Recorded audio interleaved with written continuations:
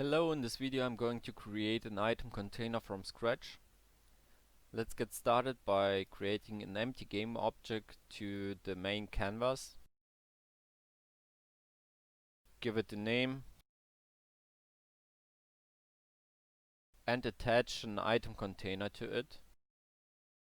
It will also add automatically a canvas group, and you can hide and show this container by clicking on this button here. Then we have a name, so we can find this container with widget_utility.find in custom scripts. So I'm going to call this container toolsbar. We have the option to set a key code to make it visible or hide it at runtime. Then the animation type for this container, how long this animation should be take. A show sound when this container is shown, a close sound when you close the container. Then if this container should be focused when you open it. If this is ticked, then for example, let's enable this alchemy window and skills window. As you can see, the skills window is in front of the alchemy window, and if focus is checked, then it will move the alchemy window down, so it's in front of the skills if you have focus enabled here. Deactivate on close. This option will deactivate the whole game object here when it is closed. That's for performance reasons, so it will not only hide it, but disable, deactivate the whole game object. Then we have the use button. This is the button that should be trigger the use of an item. So if we have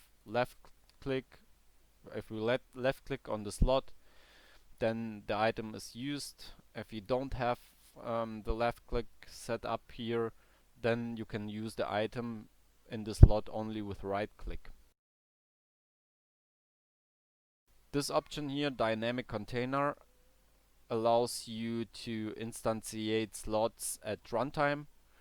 So if you have a container that doesn't have a number of slots, you can check this, and when you add an item to this container, a new slot will be instantiated.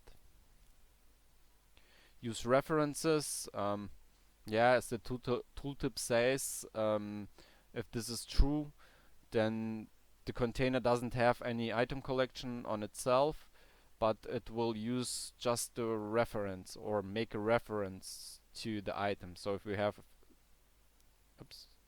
we have the inventory, if we drop an item to a reference container, then the item will still be in the inventory, and you can just use it from our custom item container.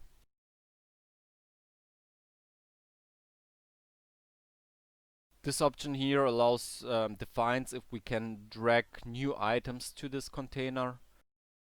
This one, if we can items drag out of this container. This option here allows you to reference items from this container. So if this container here, the action bar, is set to use a reference, and if we have this enabled, we can drag an item to the action bar. So basically we can reference from this container to a container that uses references. Then the next one is if we can sell items from this container. An overall setting, if we can use items at all at this container, and if we should use a context menu. If tooltips should be triggered when hovering over a slot and we can define custom move conditions when the item is used. So if I add a move condition here, let's say I want to move the item when used to inventory, then we type in inventory, and here is the condition if the inventory should be visible. So we can only move the item if the container is visible, if this small tick box is set to true. If it's false, then we can move the item to the inventory even if the inventory is not visible.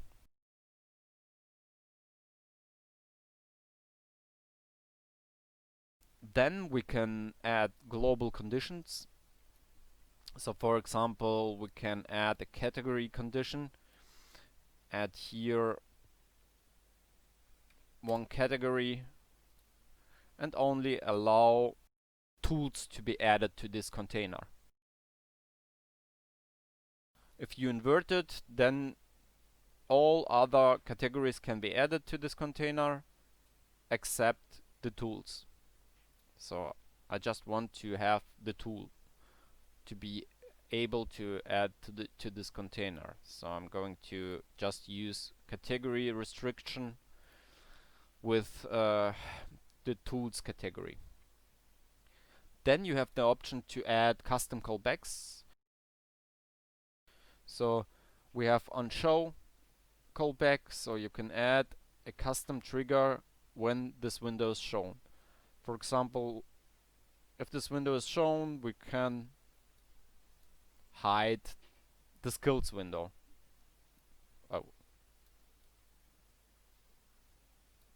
Or basically close the skills window, for example. Or you can also trigger your custom code from here. So if you have a script with a public method on it, then you can trigger it when this item container is shown. This way you can use different callbacks on close, on add item. So when a new item is added to this container, you can trigger some custom code. Or if we fail to add a new item, if there is no place, or yeah. On remove item, when an item is removed. On remove item reference, if this container uses reference and an item is removed, then this callback will be triggered. On fail to remove item, if we try to use item, that's basically if we start or click on the item slot but we can't use it, this callback will still be triggered. Then we have on use item, when an item is used, so it passes all conditions and the item is used. It's not in cooldown or anything, so then this callback will be triggered. And when we drop the item to the world.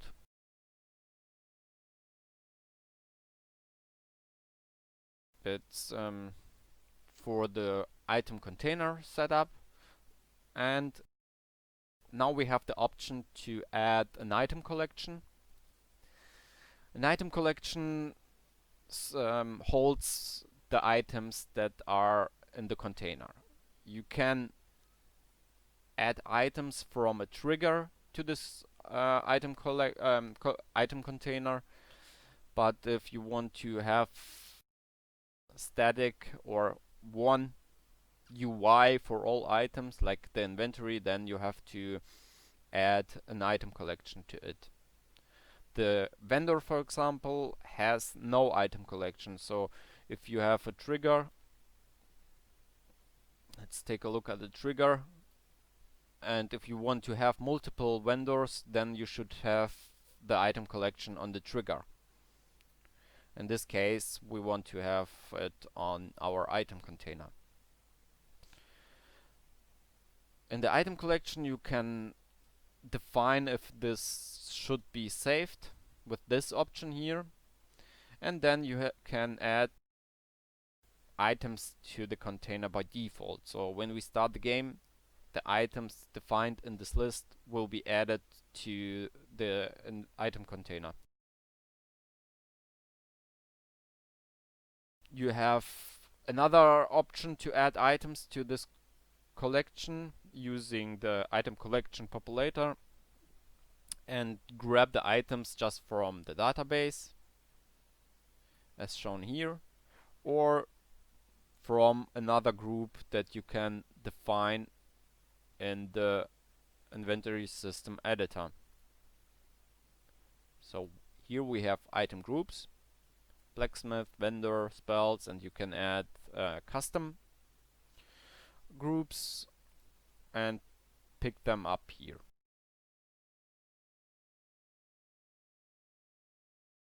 For now, let's just remove it.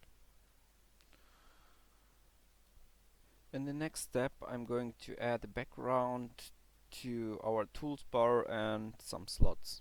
So I'm right clicking on the tools bar and create an image that I will be using for the background. So let's resize it and set it to the size of the tools bar transform.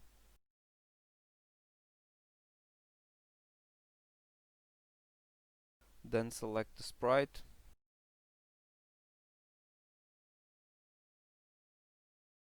and set color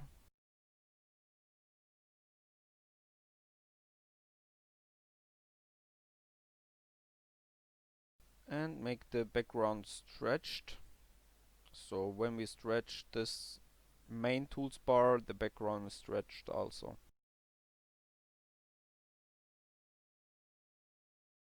Let's rename it to background.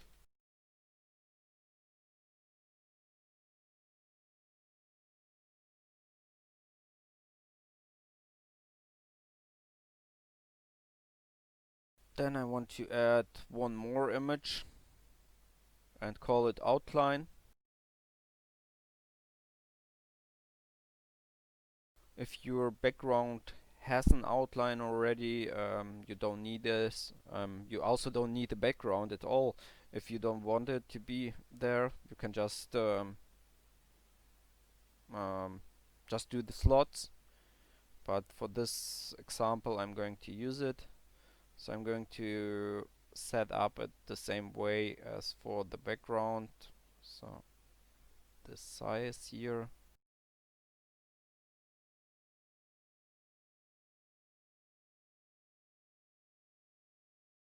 Make it stretch and select the sprite outline, square outline.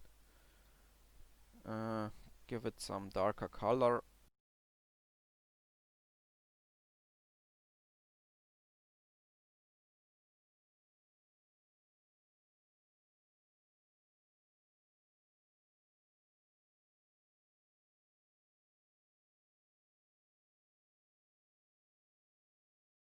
So in the next step, I'm going to create an empty game object. This will be the parent of the slots.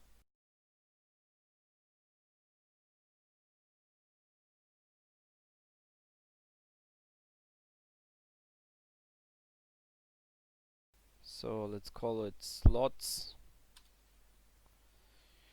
And then create one more empty game object.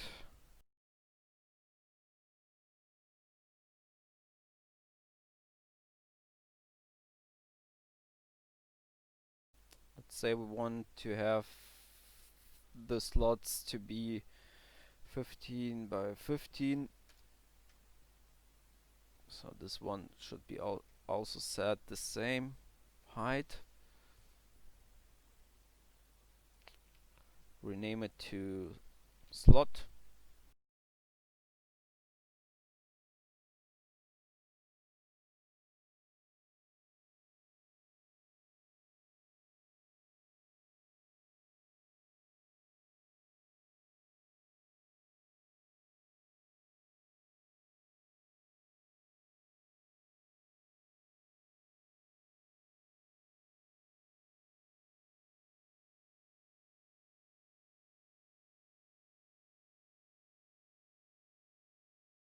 So now I do the same and create a background image for the slot. It's in size 15 by 15.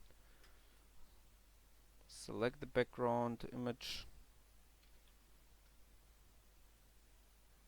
Let's select this one with shadow.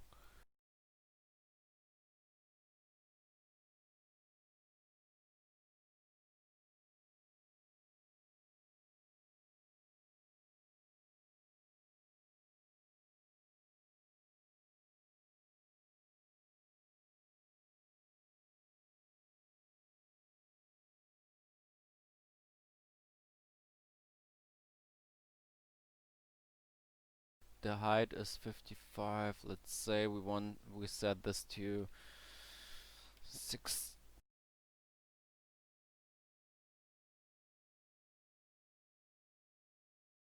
And then we position the slot in the middle of it, so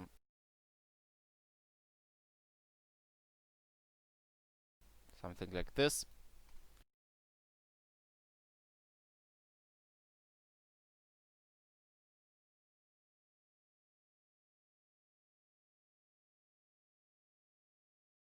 We can add, this is the background, so let's rename it background.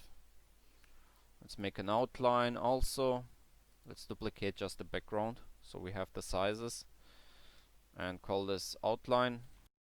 Select outline, sprite, change the color.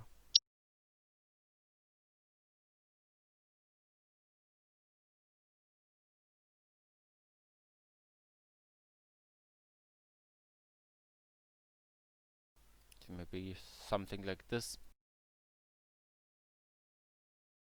And now we have to add an item slot component to it. Item slot. Here you have references that you can set, but you don't need to use all of them. So if you don't want to display the name of this item, you don't need to add the reference text component, or if you don't want to use the icon, you don't need to add it here. In this example, I don't want to use the item name, I just want to use the icon, maybe a stack. Yeah, and that's basically, and the key maybe, but for now let's just use the icon. So I'm going to duplicate the icon and rename it to icon. Select an example icon just for visualization. Set the color to white. Maybe select also another icon and check if it's inside the UI. So the outline should be in front, so I move the icon up.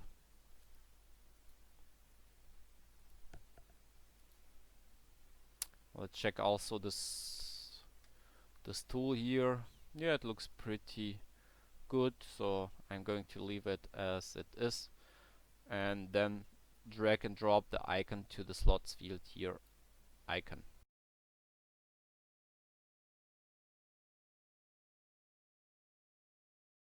Well, for now I don't need any other setup, so I will leave everything blank here on the item slot.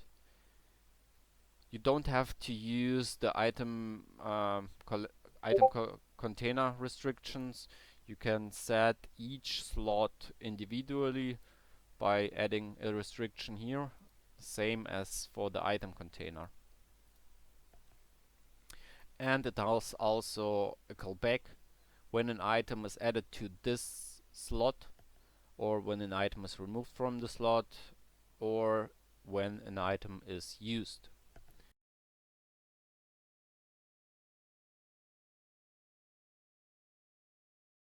Now we can hide this icon by just I think we need to disable it here.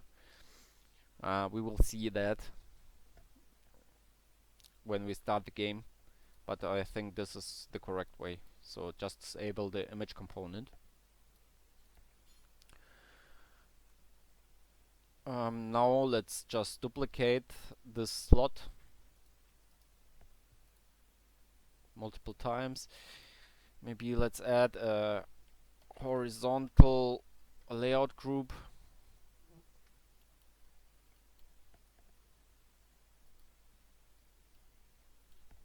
With a space of 2.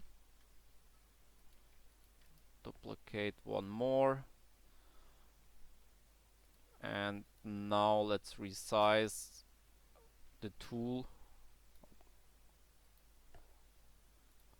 First of all, let's set the anchor to the left upper corner for the slots. And now resize it so it stays in the position. Something like this.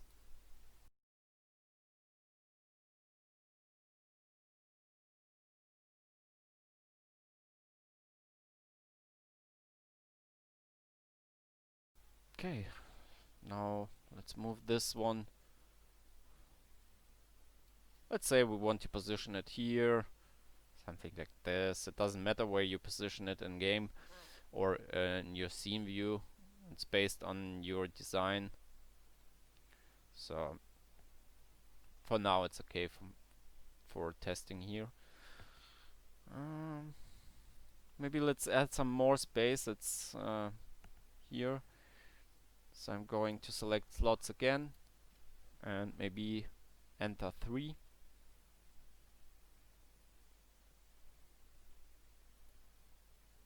Yeah, that looks better. So let's select this one and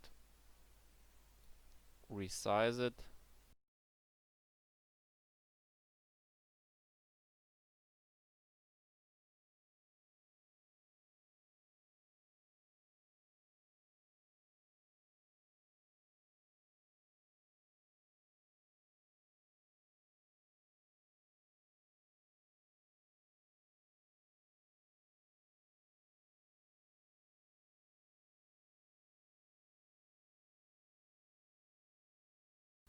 Okay, the item container will grab the slots automatically. So let's define if we can how we use the item container. I want to be able to drag the items to this container and also drag out. I can drop items from this container to the ground. Well, we don't need the reference, so let's uncheck this. We don't need that too. Should we show tooltips? I don't know. You can set it, but it's all optional. So let's hit save. And now let's start the game or play mode and try it out. So we have, for example, health potion. It doesn't work because we set our restriction to tool. So this one is a tool and we can drag it in or out, or we can also drop it to the ground. So yeah, this is, I think that's also a tool, and we can use it from this action bar or this tools bar.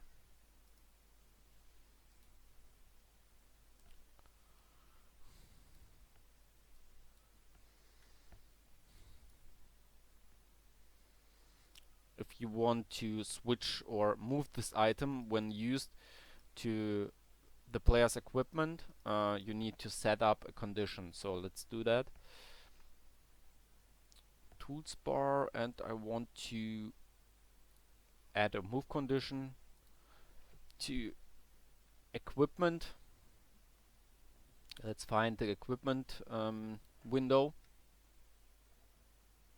It's called equipment. So I'm copy this name and I'm pasting it here. And now we can set if we require visibility of the equipment window or not. So in this case, I don't want to only allow moving when it's visible. I want always to move this item to the equipment.